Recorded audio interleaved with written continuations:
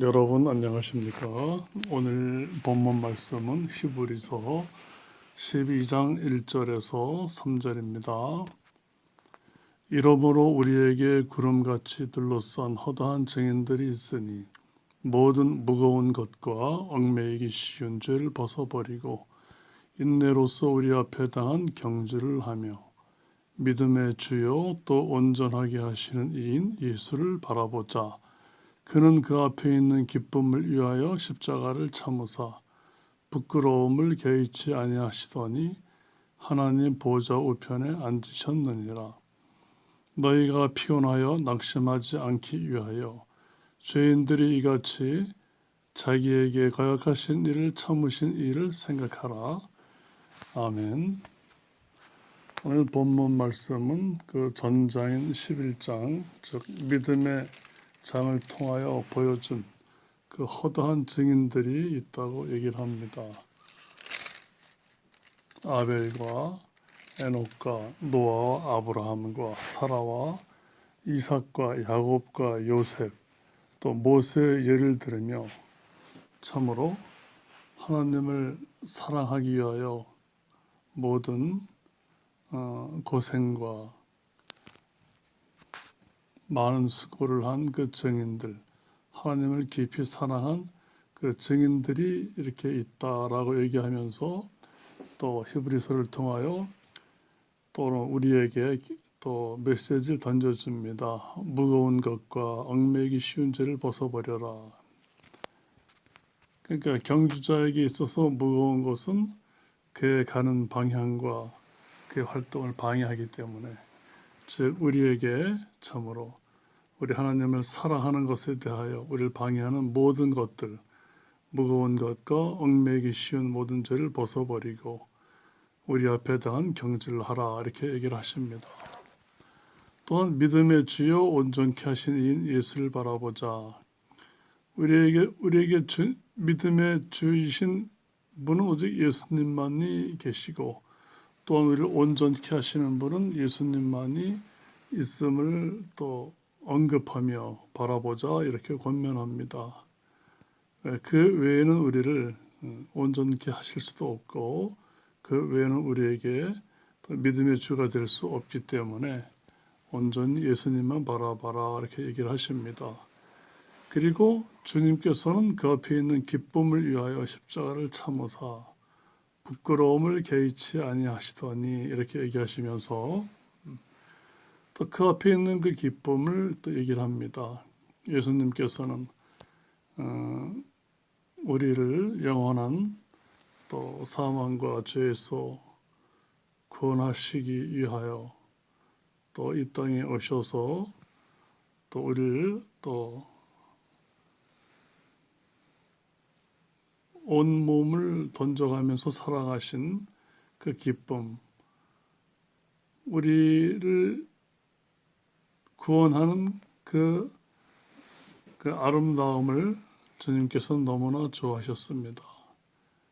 또 부끄러움을 개의치 아니하시더니, 이렇게 하셨습니다. 모욕을 당하시고 침뱉음을 당하시고 맞으시며 찔리시고 제자들도 떠나고 사람들도 한때는 환호를 하다가도 다 등을 돌리며 떠나가고, 또 십자가에서 죽으실 때는 하나님 아버지마저 외면하신 그런 고통을 당하십니다. 그 부끄러움과 모욕을 또 다 당하십니다. 또 어떤 그 전문가들은 얘기를 합니다. 주님께서 십자가에 달리실 때는 정말 옷에 걸치는 것 없이 원색적인 참혹한 부끄러움을 당하셨다, 이렇게도 얘기를 합니다. 하지만 주님께서 하나님 보좌 우편에 앉으셨느니라. 또 영광의 또 주님 하나님의 또 능력의 또 자리에 앉으셨다, 이렇게 얘기를 하셨습니다. 그러시면서 너희가 피곤하여 낙심하지 않기 위하여 죄인들에게 이같이 자기에게 거역하신 일을 참으신 일을 생각하라, 이렇게 얘기를 합니다. 주님을 죽인 자들은 그 당시 법정으로 사형선고를 받으시고 그 당시 군사들과 권력에 의해 죽으셨지만 궁극적으로는 우리의 죄를 위하여 죽으신 것입니다. 우리도 만일 그 당시에 그 땅에 있었다 그러면 뭐 별다른 일이 있었겠습니까? 똑같이 주님을 죽이는데 참여하는 그런 자가 될 수밖에 없을 겁니다. 그래서 이 말씀은 또 그 당시 히브리서를 쓴 당시 성도들에게도 권고한 부분이 있지만은 또 우리들에게도 똑같이 나를 위하여 우리를 위하여 끝까지 인내하시고 참으신 주님을 생각하라 하십니다. 이렇게 우리의 죄를 인내하시고 참으시고 자유와 해방을 주시기 위하여 끝까지 우리를 사랑하신 분은 예수님만이 계신 것입니다. 우리가 이 세상에 또 믿을 만한 것이 많이 있어도 사람의 본성은 성경적으로 봤을 때 자기에게 유익이 될 때는 모든 일에 협력하고 웃는 모습으로 다가올 수 있지만 자기에게 궁극적으로 또 치명적인 손실이 일어날 때에는 모두가 다 갈등과 또 싸움과 또 이렇게 서로를 또 이렇게 적대할 수밖에 없는 그러한 연약한 존재라는 것을 알려줍니다. 아담의 또 범죄로 인한 또 그 모든 그 모습과 그 의식과 우리의 모든 상태가 그대로 또 닮았기 때문에 우리가 굳이 이 세상엔 그래도 완벽한 사람이 있을 것이다라고 하는 것은 성경적으로 보면 대단히 맞지 아니하고 착각입니다. 가정에서조차도 또 부부지간에 있어서도 서로 사랑하고 존중하고 희생하면 얼마나 아름답습니까? 네, 끝내는 뭡니까? 끊임없이 가장 존중하고 배려해야 되는 그 관계에 있어서도 끊임없이 머릿속으로 뭡니까? 계산적으로, 정치적으로 또 내가 손해보지 아니하는 범위 내에서 상대방에 대해 예의를 차릴 수밖에 없는 그렇게 연약한 존재가 사람입니다. 에레미야서에서도 말씀합니다. 심히 부패하고 참으로 썩은 것이 사람의 마음인데 이것을 누가 알겠냐. 성경은 이렇게 우리를 모습을 적나라하게 알려줍니다.